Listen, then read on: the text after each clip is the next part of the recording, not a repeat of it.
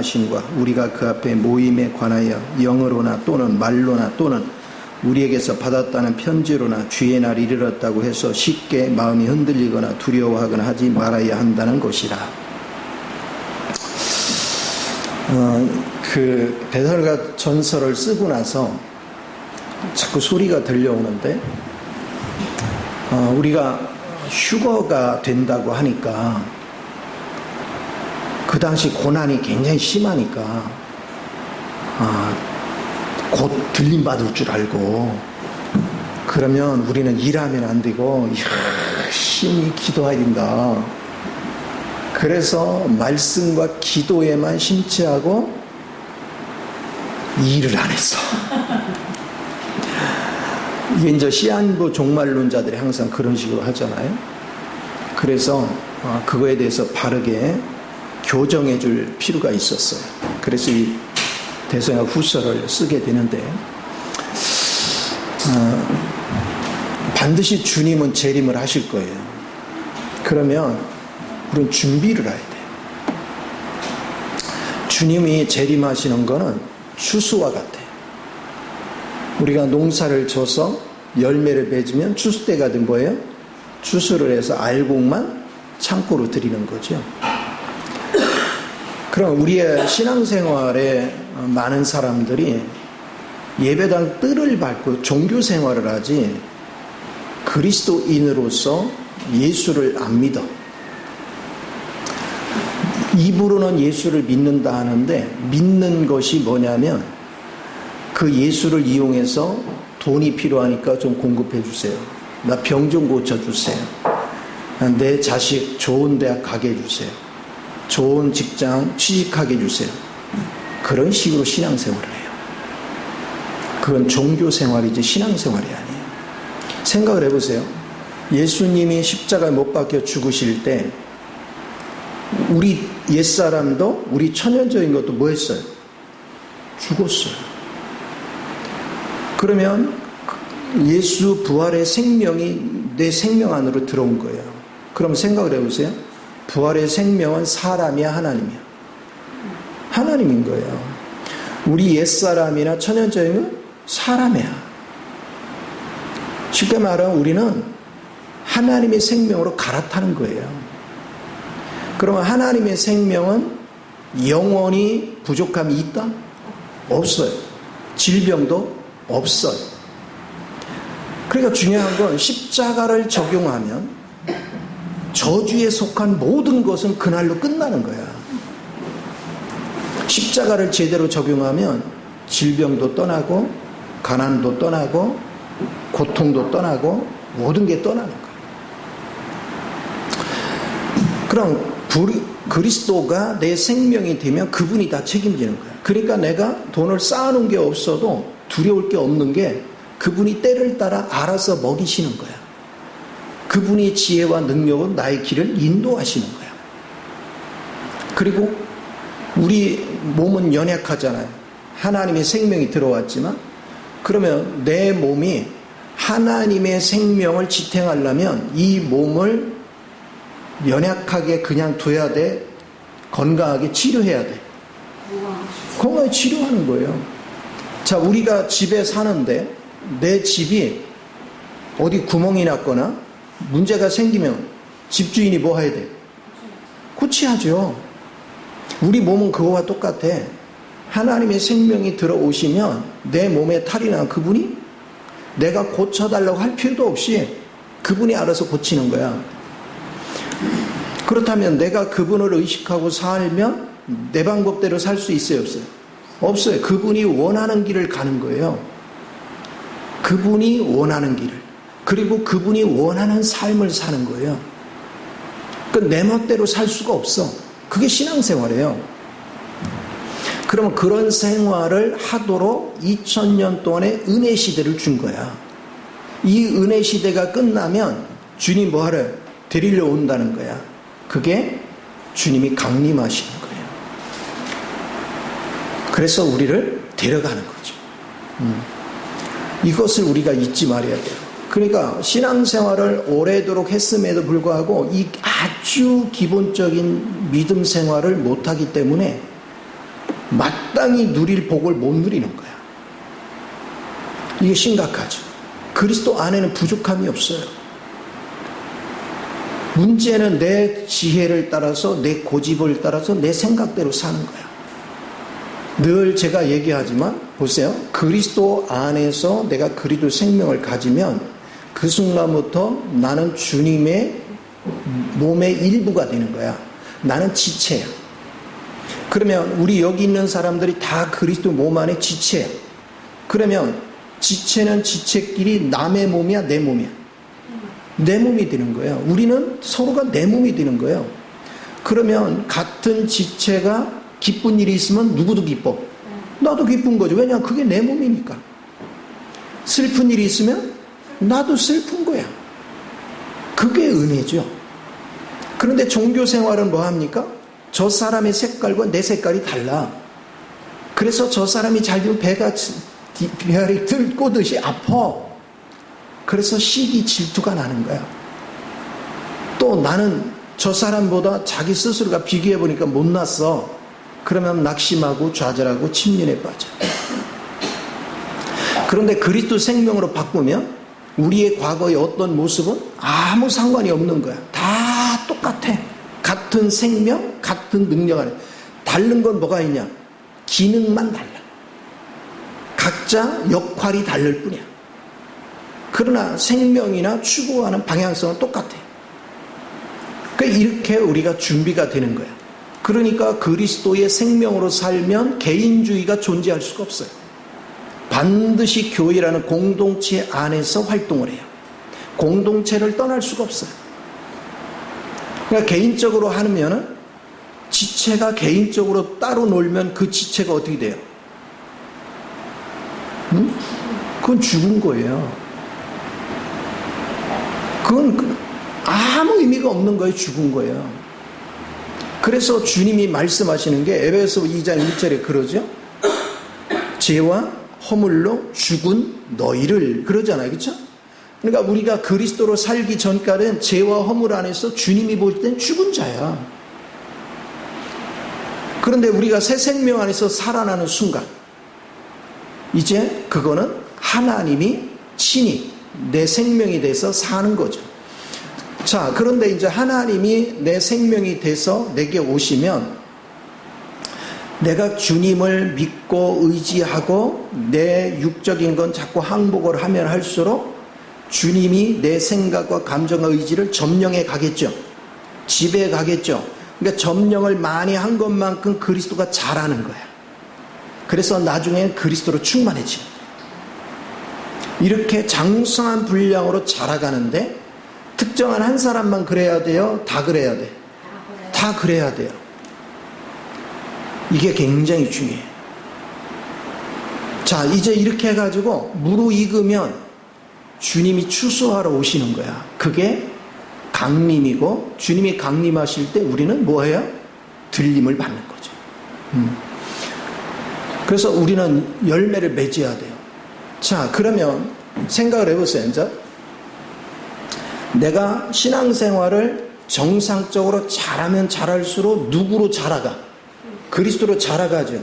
그러면 내 말투나 태도나 행동이나 추구하는 것이 누구를 나타내야 돼? 그리스도를 나타내는 거야.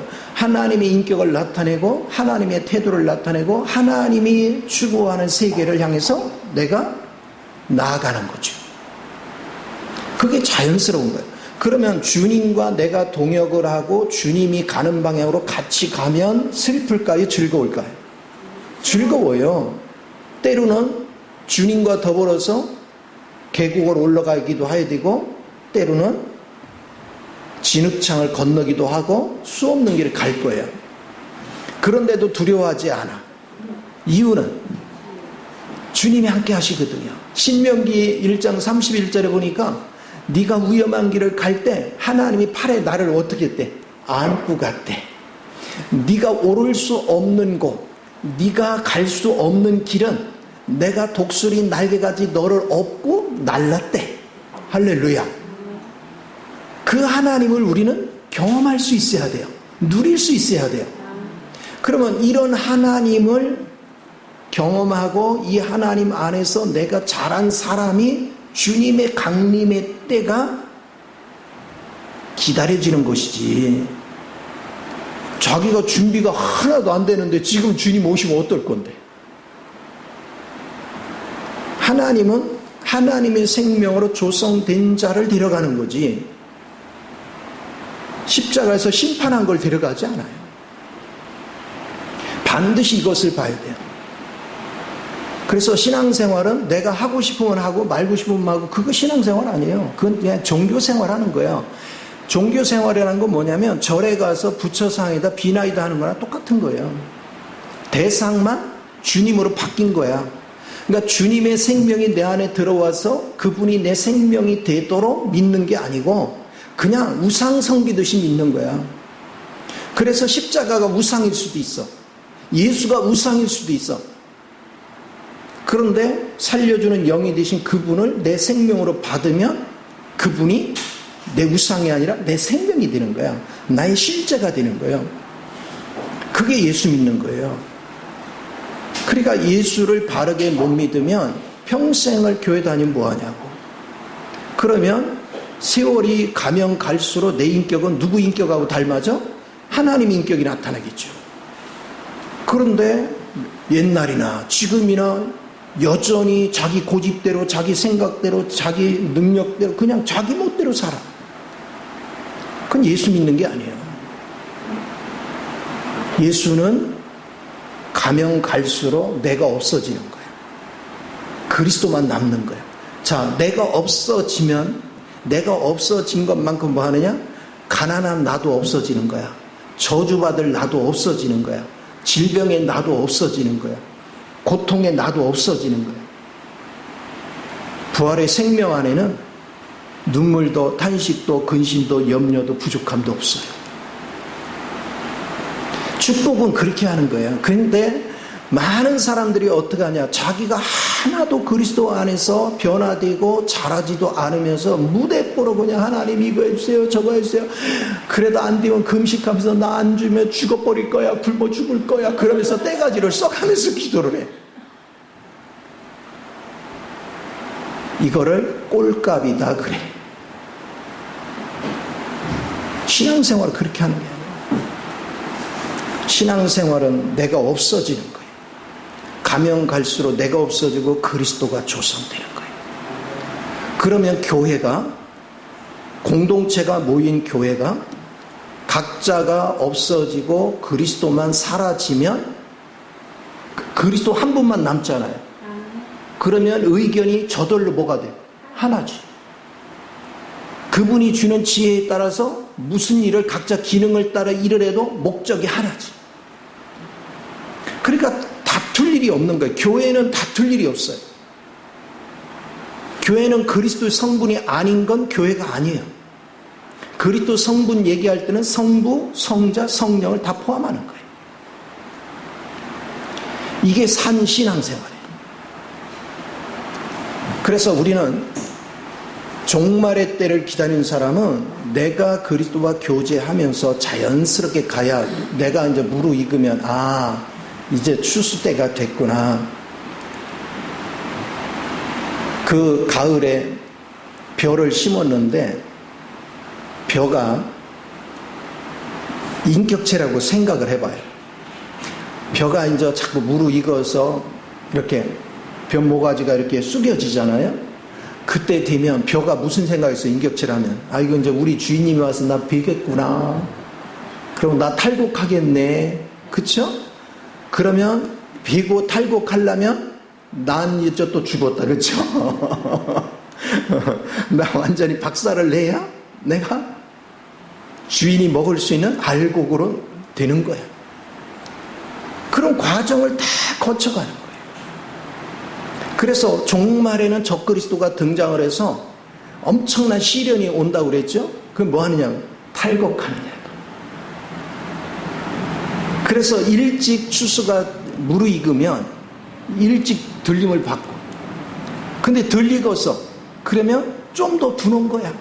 더 햇빛을 쨍쨍 찌고 바람에 좀 시달리고 그러게 해서 무르익어야 돼. 그렇게 하면서 하나님이 우리를 만들어 가는 거예요. 그래서 여러분이 예수님을 바르게 알면 우리가 지금까지 얼마나 엉터리로 신앙생활을 했는지를 알게 돼요. 예수를 알면 진작 누릴 수 있는 축복을 다 걷어차고 살았구나. 그리고 사탄에 끌려다니면서 복은 걷어차고 저주만 자꾸 끌어안고 살았다 하는 걸 알게 돼요. 자, 여러분이 주님의 성분으로 바뀌면 첫째, 사랑이 넘쳐.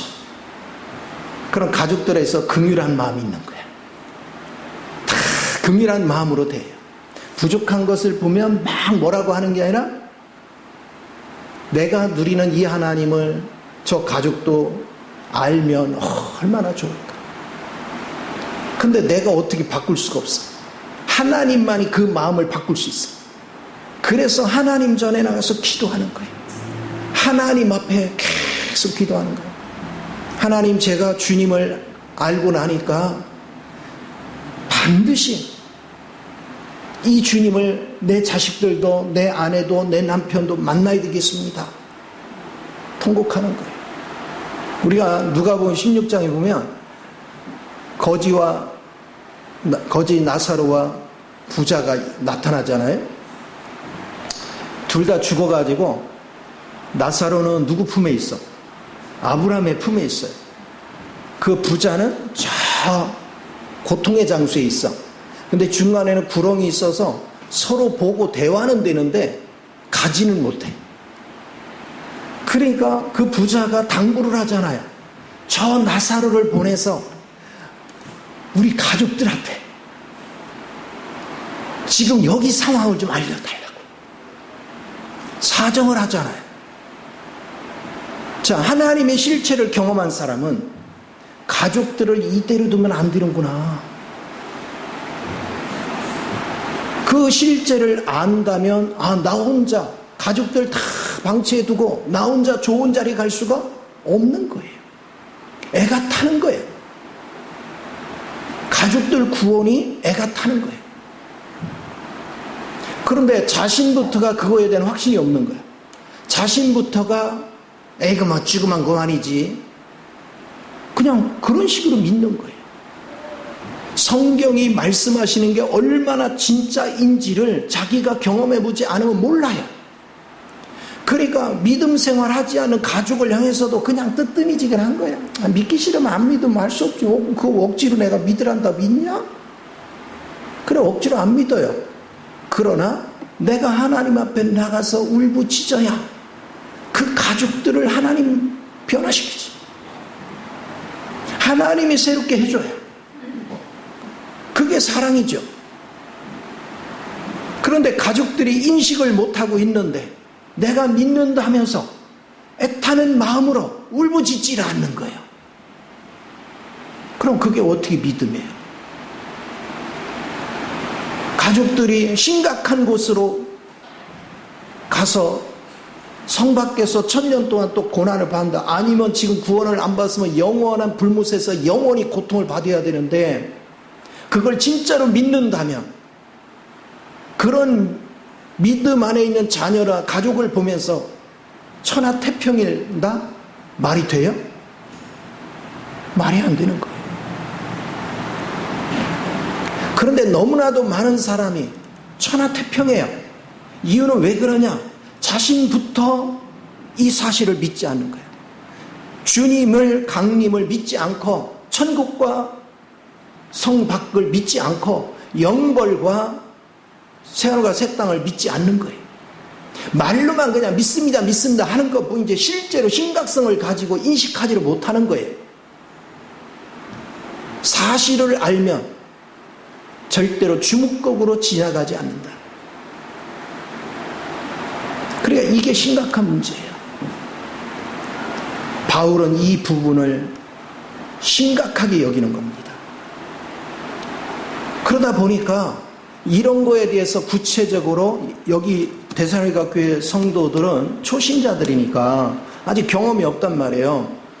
그러니까 종말이 있다 그러니까 그럼 종말이 있으면 열심히 기도해야지 가서 일을 하면 되겠어? 지금 다 때려치고 직장인 보고 다 때려치고 전심으로 기도만 하자. 들림만 받자.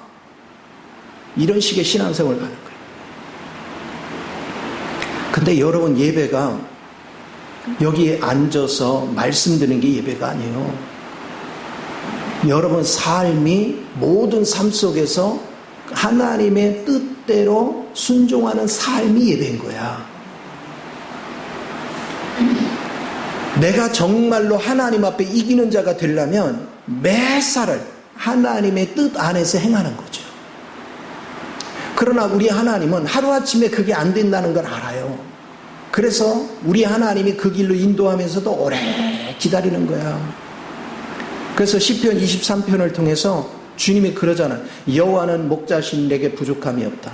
우리 이거 암기 다 잘해요.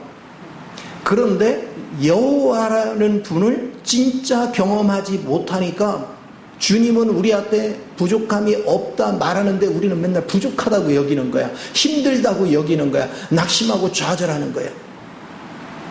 부족함이 없는 그분이 나의 길을 인도해 가는 거예요. 그래서 맨 처음에는 하늘에 속한 것들을 경험시켜 그게 푸른 초장과 쉴만한 물가로 인도하는 거예요.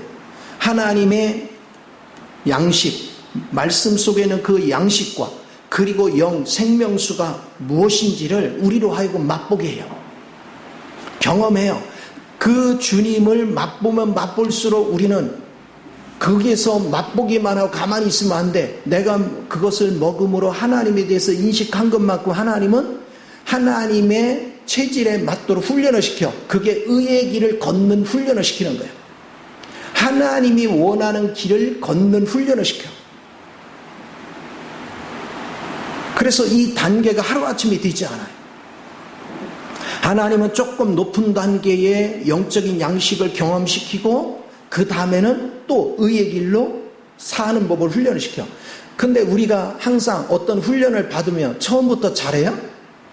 못하거든. 가다가 넘어지기도 하고 막 수없이 힘들어요. 그러나 그런 과정을 통해서 우리는 이제 하나님이 원하는 만큼 걷는 법을 배우는 거야. 하나님이 원하는 만큼 사는 법을 배우는 거야. 그렇게 훈련시켜요. 그러니까 항상 뭐하냐, 주님이 푸른 초장과 쉴만한 물가로 누이는 거하고 의의 길로 인도하는 거는 한 번에 이루어지는 게 아니야. 푸른 초장 쉴만한 물가를 단계로 더 높은 단계를 경험시키고 이쪽도 의의 길로 걷는 걸 높은 차원으로 자꾸 경험을 시키는 거야. 그래서 장성한 어느 정도 단계가 되잖아요. 그 다음엔 뭐하냐, 사망한 골짜기를 통과시키면서 우리의 남아있는 육적인 요소들, 겉으로 볼 땐 다 죽은 것 같았는데 사망의 골짜기를 통과시켜보면 아이고 불순물이 또 올라와. 이걸 경험시키는 거예요.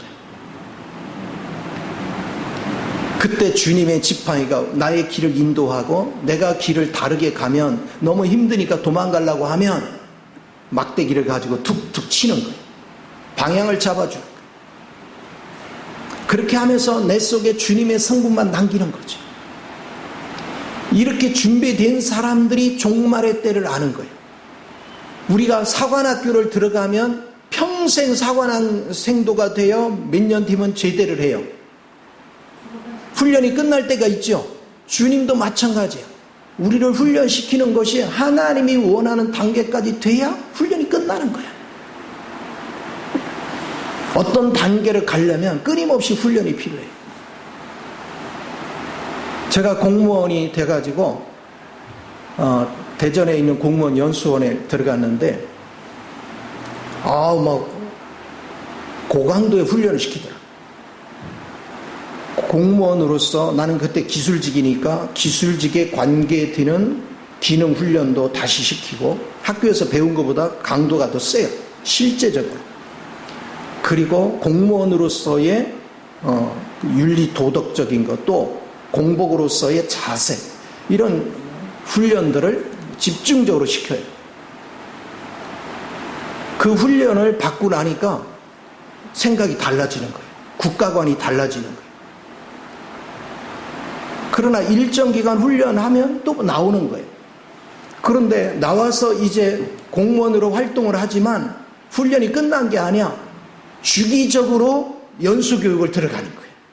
왜? 이제는 신분이 상승되는 것만큼, 내 경험이 쌓이는 것만큼 연수에 들어가서 거기에 맞는 역량을 다시 훈련받는 거예요. 주님도 우리를 그런 식으로 훈련을 시켜요.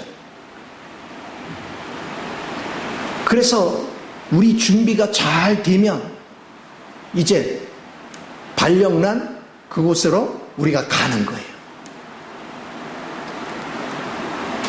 맨 처음에 발령 내기 전에 거기에 관리자들이요, 필요한 사람 뽑으러 쫙 옵니다.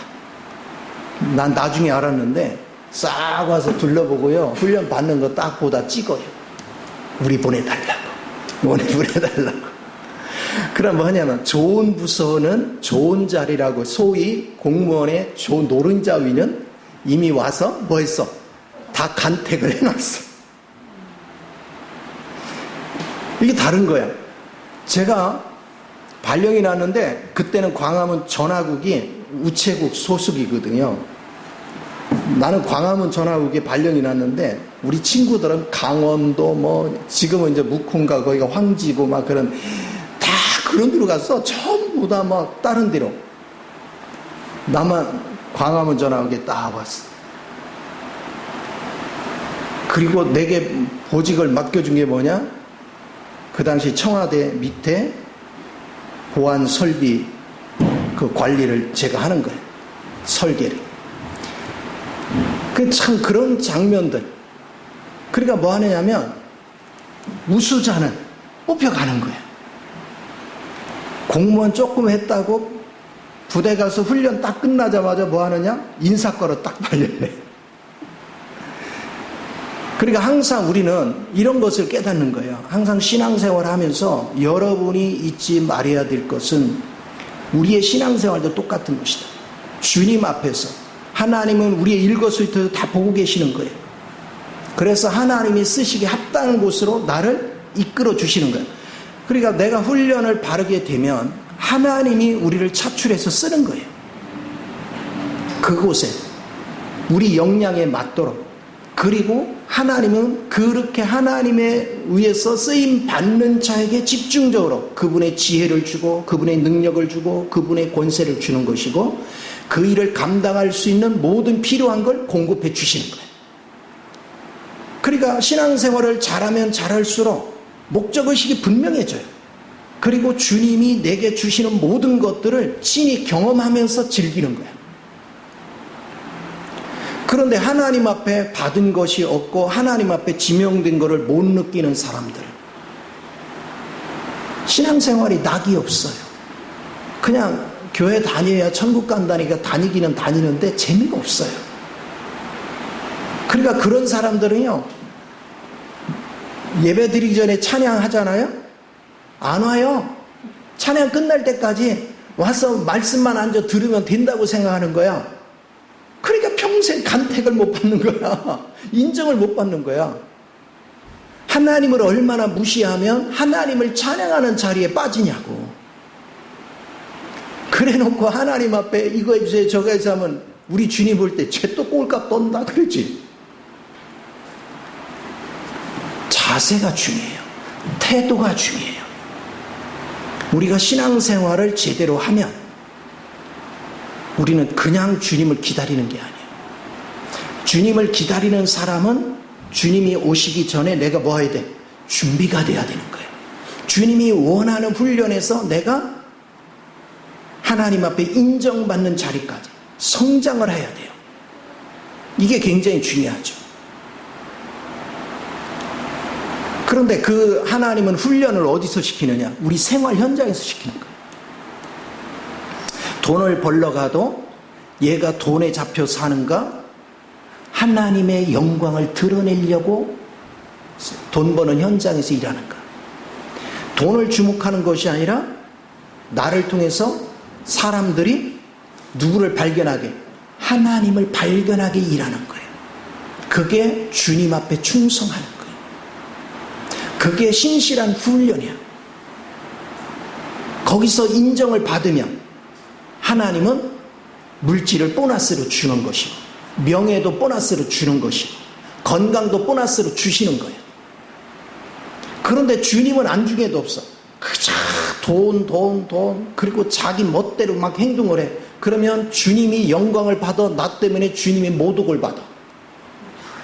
그래서 로마서 2장 24절에 그러잖아요. 너희가 나를 이방인 가운데서 모독하는도다.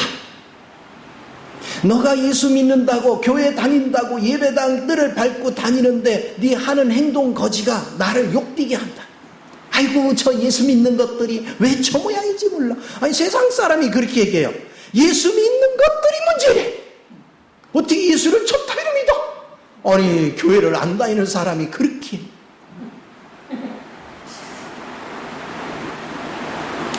우리 안 믿는 형제들이 뭐라 하는지 알아요? 야, 나 교회는 안 다니지만 목사 맞냐 요즘들? 방송에 보니까. 야, 목사가 욕하는 거 봐라. 그래 놓고서 그들이 뭐 신령하니 뭐 하나님이 내세운 선지자니 어떤 개떡 같은 소리. 하나님은 인격의 하나님이에요. 하나님 품격을 나타내야 돼요. 모세가 왜 가나안 땅 못 들어갔어요? 이스라엘 백성들이 물이 없어서 막 울부짖으니까 모세한테 그랬어요. 저기 위에 있는 바위로 장로들을 불러라. 그리고 바위를 명해서 물을 내라. 그런데 앞에서 수없는 기적을 행한 걸 보고도 원망 불평하는 그들이 괘씸한 생각이 들었단 말이에요, 모세가. 그래서 화가 나서 지팡이를 가지고 내가 물을 내랴! 그랬어요. 그래 놓고 막 바위를 내리쳤어요, 2번이나. 그러면 그들이 볼 때 모세는 누구를 대변하는 거야? 하나님을. 그러면 지금 하나님이 엄청나게 우리 때문에 뭐 하셨다? 화가 머리끝까지 났구나. 이렇게 있잖아. 그래서 물은 나왔는데 하나님 모세를 따로 불러서 너는 내 영광을 가리웠다. 이걸로 인해서 너는 가나안 땅을 들어가지 못한다. 그때로부터 아론이 죽고 미리암이 죽고 자기도 못 들어가고. 이것을 알아야 돼요. 왜 우리가 복을 못 받느냐? 왜 신앙생활을 그렇게 오래 했는데 여전히 세상 사람과 똑같이 세상 걸로 염려하고 세상 걸로 고통을 받느냐? 예수를 제대로 안 믿어.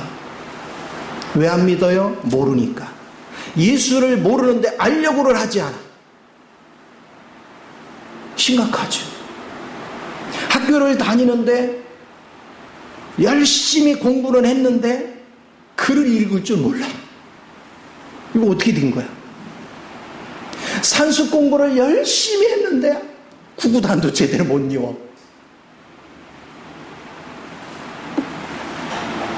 예수 얘기를 세상에 몇십 년을 들었는데 예수가 누구지를 몰라.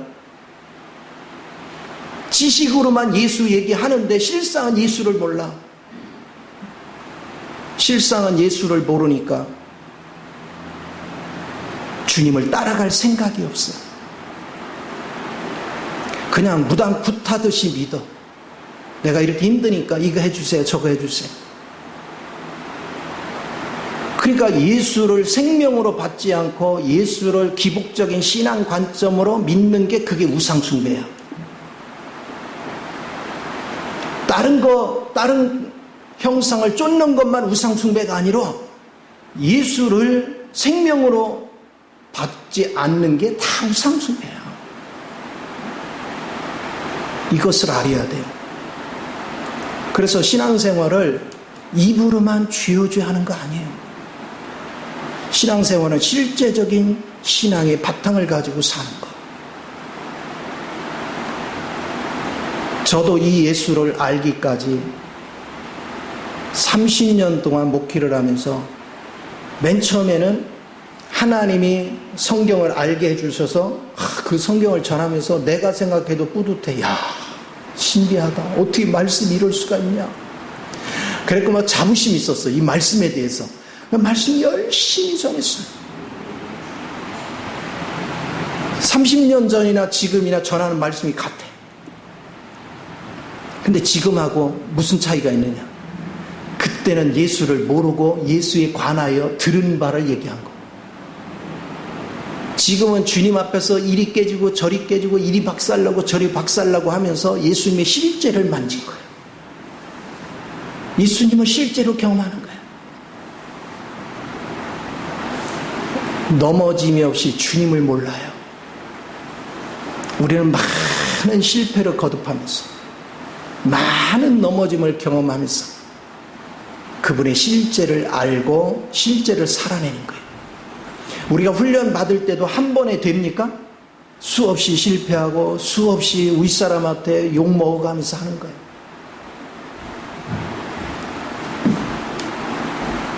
일을 하러 맨 처음에 출근을 했는데 학교에서 배운 용어하고요 현장에서 용어가 같다 틀리다 달라요. 말귀를 알아들을 수가 없는 거예요. 이상한 용어를 쓰니까. 그래서 내가 멍거리잖아. 야, 공부했다는 놈이 이것도 못 알아듣냐? 그래. 아, 미치겠네. 이 단어가 무슨 의미냐는 거야. 일본어가 많이 섞였잖아요. 우리는 한국말을 기준으로 해서 배운 용어들이 가면 막 현장에 가면 막 일본말식으로 막 얘기해요. 말귀를 못 알아들어. 요걸 바가지로 먹는 거야. 내가 잘못한 건 아니에요. 나는 학교에서 이대로 배운 거야. 그런데 현장에 가니까 틀려. 요걸 바가지로 먹는 거야. 그리고 학교에서 배운 대로 하면요 속 터져 해요. 학교에서는 순서대로 교과서적으로 해. 근데 이들은 현장에서 이제 요령을 터득한 거야. 그러니까 학교에서 배운 것보다 훨씬 빠른 속도로 하는 요령이 있어. 그래가지고 막 욕을 막 바가지로 먹어가면서 익히는 거야. 욕 먹고 해도 또 틀려. 욕 먹고 해도 또 틀려. 일 겨우 하고 나면 일이 엉성하다는 도 뭐가 틀렸다는 도 또 그게 심해지면 일머리를 모른다는 도 미치고 팔딱 뛰는 거야. 이렇게 수모를 겪으면서 이제 터득이 되는 거죠. 우리가 주님을 만나는 것도 아이고 어느 날 갑자기 하나님을 탁 느끼니까 안다고요? 아니요. 산체험을 해본 사람은 절대로 실패가 없이 하나님을 알 수가 없어요. 실수가 없이 안 돼요. 하나님 말씀을 바르게 알아도 내가 그 실제를 경험하고 그 실제 속에서 실패를 배우지 않고는 실제를 내 것으로 만들 수가 없어요. 그런 것들이 쌓이는 거예요. 그러니까 많은 실패를 거듭하면서 하나님의 실제가 뭔지를 산체험을 해야 이건 안 잊어버리는 거야. 어떤 한 주제를 가지고도 나는 하나님 앞에 다룸 받을 때 맨 처음에 인식을 잘못해서 어떻게 넘어지고 어떻게 깨지고 어떤 과정을 거치고 한 것을 그것만 얘기해도 막 1시간 2시간 후딱 가버려. 산 경험이 생명입니다. 그래서 하나님을 주먹국으로 믿으면 안 돼요. 여러분이 주님을 의지하고 살면 모든 생활의 현장에서 하나님 방식으로 내가 사는 게 쉽지가 않죠. 예를 들어서 보세요. 하나님은 사랑이신데 부부간에 있는데 배우자가 내 마음에 안 들어. 말을 해도 못 고쳐. 그러면 성질이 자꾸 올라와. 뽀글뽀글 올라와. 참아야 돼. 근데 뽀글뽀글 올라와. 한두 번 참다가 폭발해. 이걸 몇 번 해. 그러고서는 또 하나님께 엎드려서 하나님 또 넘어졌습니다. 그러면 울어. 이런 작업을 자꾸 반복하는 거예요. 그러면서 뭘 깨닫느냐. 내가 참아서 내가 나를 교정해서 안 되는 걸 알아. 그러니까 어떻게 하냐. 이제 하나님 제 자신을 주님 앞에 의탁합니다. 내가 안 된다는 걸 알았습니다. 이게 율법인 것도 알았습니다. 이것조차도 내려놓습니다. 이제 주님이 내 생명입니다. 주님이 나를 사로잡으소서. 주님이 내게 지혜와 계시의 영을 허락하사 나로 주님의 길을 밝히 보고 가게 하소서. 내가 하나님이 하시는 말씀을 이해를 못합니다. 내가 빛을 내 생각에 비추사 내가 그것이 무슨 뜻인지를 알게 하옵소서. 깨닫게 하사 나를 순종하게 하시고, 순종하려 해도 내게 능력이 부족하니 주님이 능력을 부으사 나를 순종하게 하소서. 이 방법으로 자꾸 기도 방법이 바뀌어요. 그리고 하나님을 자꾸 의지해요. 그러다 보니까 어느 순간에 나도 모르게 하나님이 원하는 방향으로 나도 모르게 사라지고 있는 거예요. 그러니까 내가 사는 게 아니야. 나도 몰랐어. 내가 이렇게 잘할 줄 몰랐어. 나도 언떡결에 하나님 앞에 기쁨을 드린 거야. 그 어느 날 그걸 느끼는 거야. 언떡결에 하나님이 내 속에서 기뻐하는 걸 느껴. 근데 내가 어떻게 해서 이게 됐지? 언떡결에. 그것은 뭐냐? 내가 비워지면 자동으로 주님이 일하시는구나. 이걸 산경험을 하는 겁니다. 자, 이렇게 하다 보니까 배우자를 용서하고 자식들을 용서하고 끄는 게 처음에는 막 힘들고, 말 안 들으면 속에서 꼬럭지가 올라오고 막, 그런데도 아유 온유하라겠지. 아유 그렇게 하죠. 그런데 그건 참는 거지. 참는 게 아니라 십자가 나를 비유해야 되는구나. 그리고 단순히 주님 저는 못해요. 주님이 하세요. 그러면서 자꾸 의지했더니 어느 순간에 신기하게 되는 게 이루어져요. 또 이상하게 가족들이 순종해요. 그렇게 말 안 듣더니 순종해요. 내가 별말 안 했는데. 그 왜 그러냐? 나중에 알고 보면 내게서 하나님의 뭔가가 나오는 거야. 인격이 흘러나오는 거야. 나도 몰랐는데 상대가 그걸 인지하고 얘기를 한단 말이에요.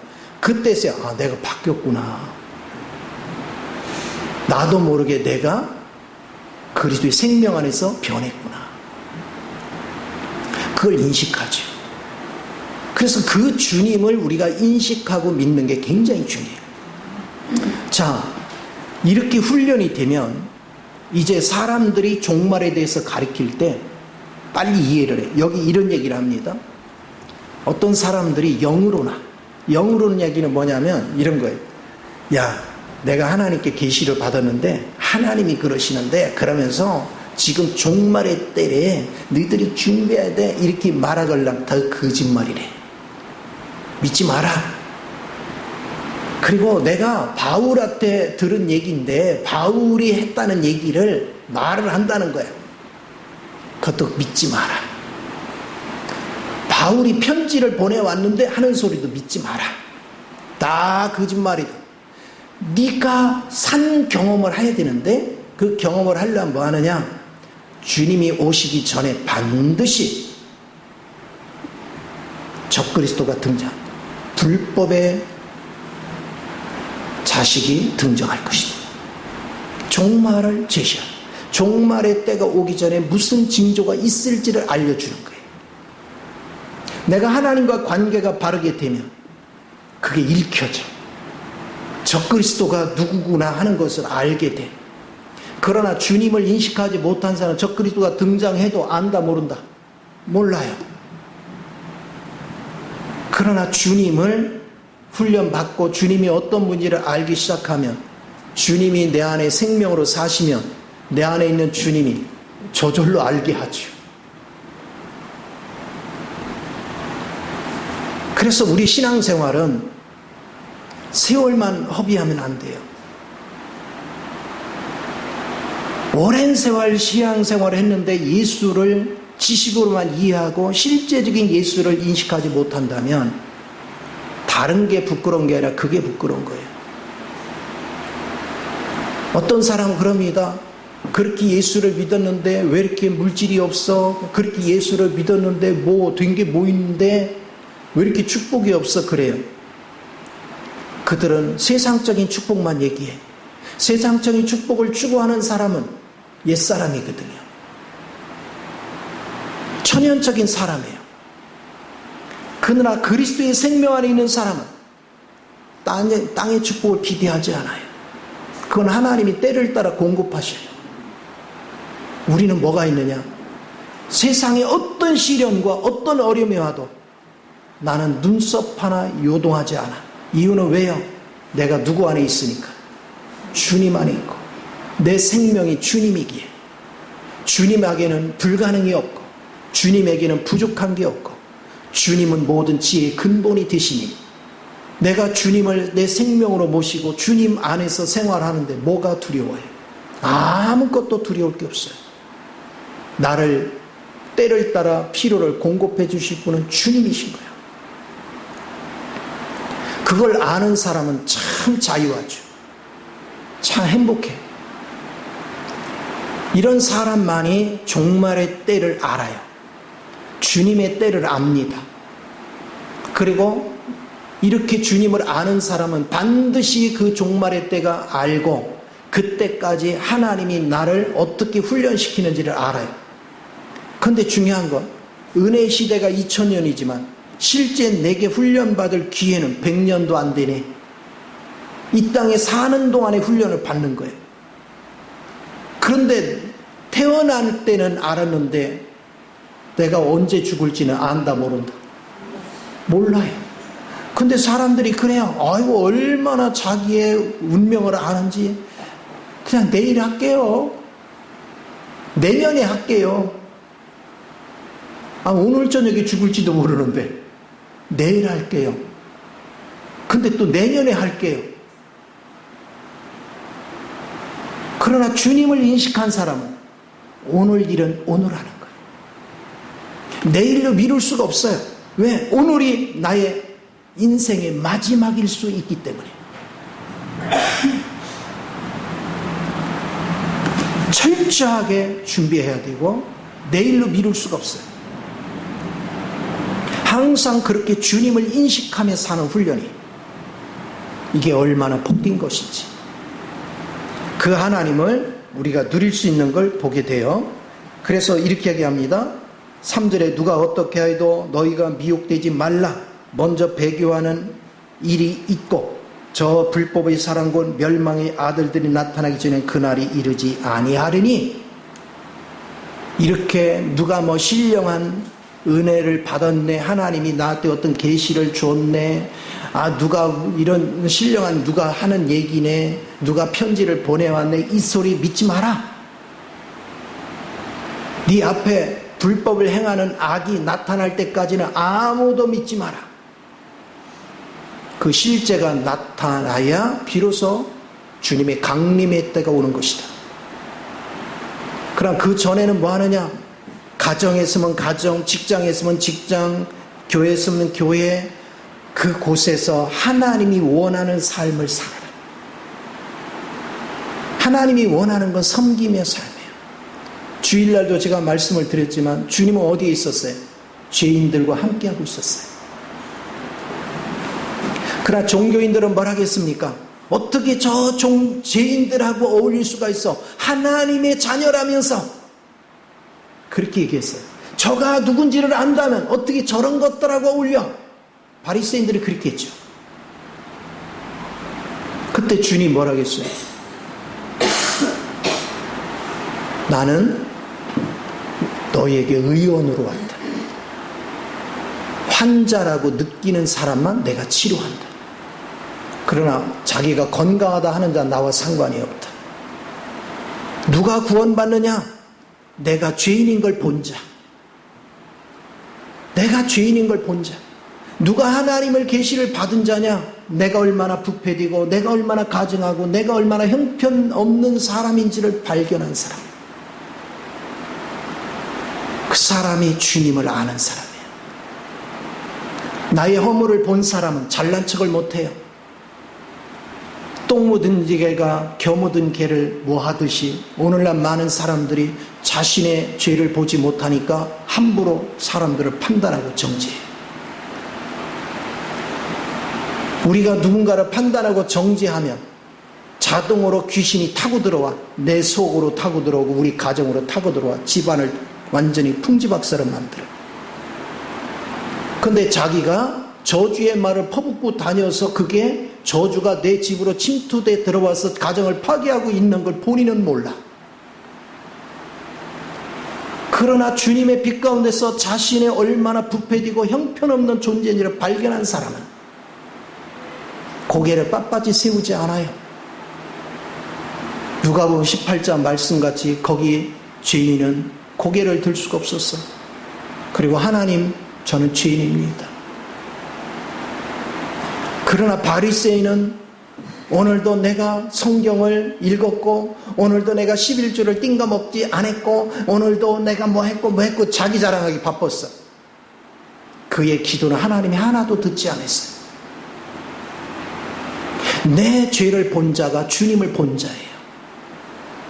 주님을 보면 그 거룩함에 다 나를 비춰놓으면 나같이 추하고 더러운 자가 없는 거예요. 그러면 누구 탓을 할 수가 없어요. 누가 어떻고 저떻고 말할 수가 없어요. 내 속에 들보를 봤는데 어떻게 남의 눈 속에는 티를 볼 수 있겠어요? 이것이 신앙생활이에요. 그걸 본 자가 종말의 시대에 불법한 자가 나타나는 걸 아는 거예요. 우리 주변에 잘난 척하고 신령한 척하고 아는 척하는 사람은 대부분이 다 가짜예요. 하나님을 모르는 자예요. 하나님을 알수록 자신을 내세울 수가 없어요. 자신이 신령한 척 말할 수가 없어요. 내가 성경을 안다고 말할 수 없어요. 자기의 약함만 자랑하는 거예요. 그래서 바울이 이걸 깨달았기 때문에 나의 약함을 자랑하리라. 내가 고난을 받고 내가 핍박을 받을 때 내가 약한 것이 발견되더라. 내가 약한 것을 고백했더니 하나님의 강함이 나타나서 나를 지켜주더라. 그래서 나는 나의 약함을 자랑하리라. 내가 약할 때 주님의 강함이 나타나서 내가 할 수 없는 일을 주님이 이루게 하시더라. 그 믿음을 붙잡을 수 있는 거예요. 얼마나 많은 사람들이 신앙을 잘못 알고 있는지. 그러니까 예배당마다 은혜가 없는 거예요. 설교는 홍수같이 쏟아지는데 변하는 사람이 없는 거예요. 그냥 헌금 더 하면은 복 받겠지. 그게 중요한 게 아니에요. 내가 그리스도를 봐야 돼. 내가 그리스도 안에서 변화해야 돼요. 내가 그리스도를 살면 헌금도 그 그리스도가 감동 주는 것만큼 하는 거예요.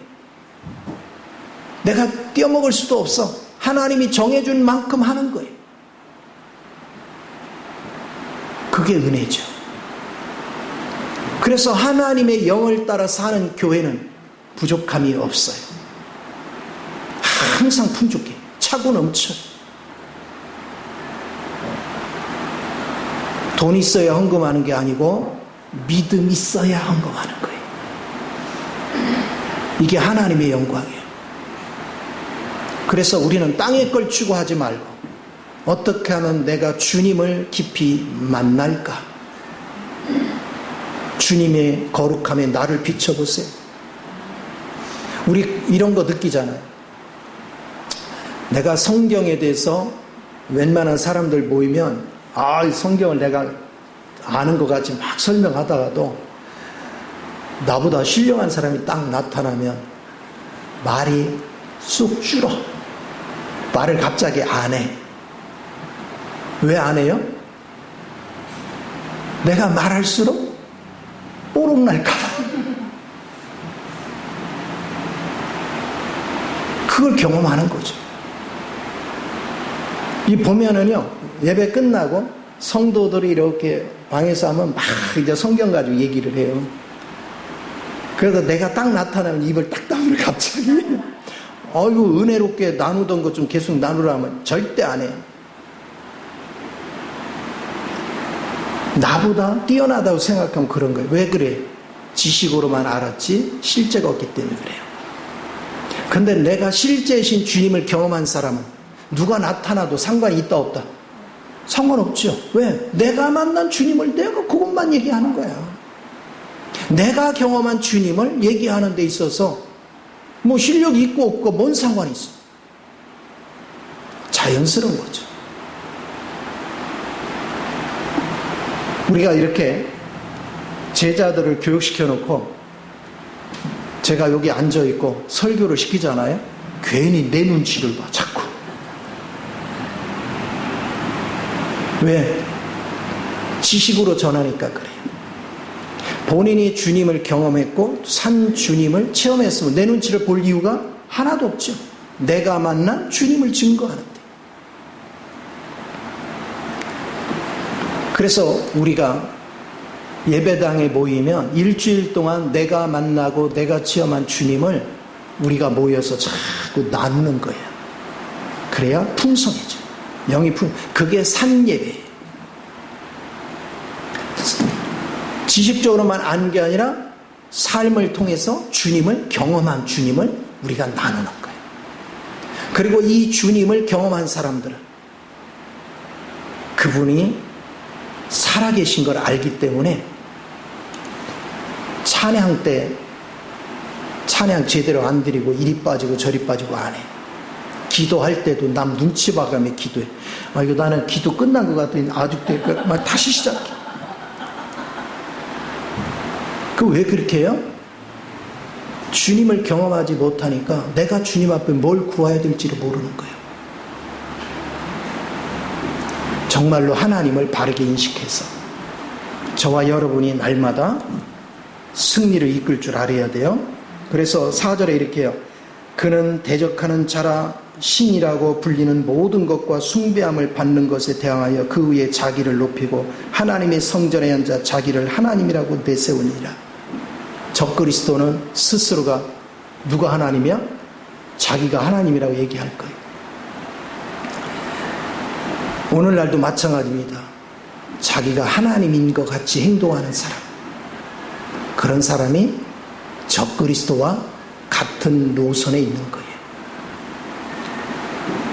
하나님을 알수록 자기가 무지한 걸 깨닫고, 하나님을 알수록 내가 무능한 걸 깨닫고, 하나님을 알수록 내가 부패됨을 깨닫고, 하나님을 알수록 내가 아무것도 아니라는 걸 알게 돼요. 오직 그리스도가 아니면 아무것도 아니구나. 그걸 깨달을 줄 알아야 비로소 우리는 하나님을 아는 거예요. 그래서 믿는 것과 아는 것에 하나가 돼야 돼요.